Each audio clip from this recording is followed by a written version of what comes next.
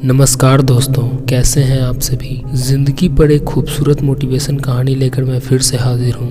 Video को पूरा देखिएगा और सब्सक्राइब ज़रूर कर दीजिएगा, क्योंकि मैं हर 3-4 दिनों पर ऐसे वीडियोस लाता रहता हूँ। आजकल के स्टूडेंट्स, युवा और खासकर जो प्राइवेट नौकरी करते हैं, उन्हें मोटिवेशन की बहुत ज़रूरत है, क्योंकि अब ज़िंदगी उतनी आसान नहीं। हर जगह आपको कड़ा कंपटीशन मिलेगा और हमने कई बार देखा है कि 1 या 2 फेलियर्स के बाद कुछ लोग डिमोटिवेट हो जाते हैं। ये मोटिवेशनल स्टोरी खासकर ऐसे ही लोगों के लिए है, ताकि वो ज़िंदगी में निराश ना हो। जिंदगी में सफलता पाने के लिए संघर्ष, अनुशासन और धैर्य की बहुत ज़रूरत है, और ऐसी ही कहानी हम आपके लिए लेकर आए हैं, जिसे सुनकर आपको खूब प्रेरणा मिलेगी।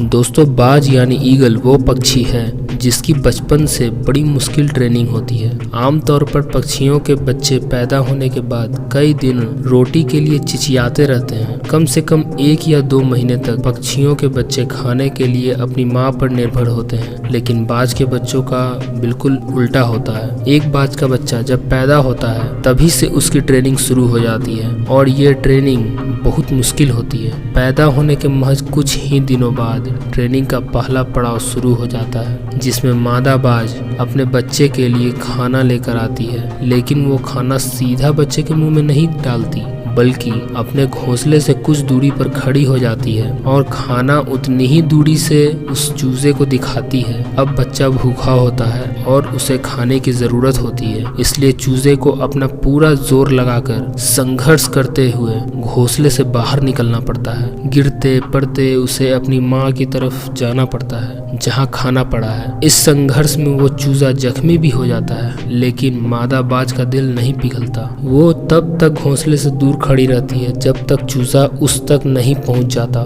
ट्रेनिंग के दूसरे पड़ाव में कुछ दिनों बाद मादा बाज अपने बच्चे को पंजों में दबाकर आसमान में 10 से 12 किलोमीटर ऊंचा ले जाती है, और फिर इतनी ऊंचाई से चूजे को फेंक देती है। ये उस चूजे की सबसे कठिन परीक्षा होती है। जैसे ही मादा बाज अपने चूजे को इतनी ऊंचाई से नीचे फेंकती है, बच्चा तो जैसे लोटपोट होते हुए नीचे गिरने लगता है। जब वह महज जमीन से करीब 1000 मीटर की दूरी पर होता है तो घबराहट से अपने पंख फैलाना शुरू करता है, लेकिन उड़ नहीं पाता, और उसे एहसास हो जाता है कि अब वह मरने वाला है। लेकिन तभी मादा बाज तेजी से उस चूजे को हवा में ही अपने पंजों से दबाती है और सुरक्षित जमीन पर पटक देती है। मादा बाज ऐसा तब तक करती रहती है जब तक कि वो चूजा अच्छी तरह उड़ना सीख ना ले। इस तरह एक बाज की बचपन में ट्रेनिंग शुरू होती है, ताकि वह इस खतरों से भरी जिंदगी में भी सबसे शक्तिशाली रहे। अपने इसी सख्त परीक्षण की वजह से एक बाज अपने से 2 गुना वजनी शिकार को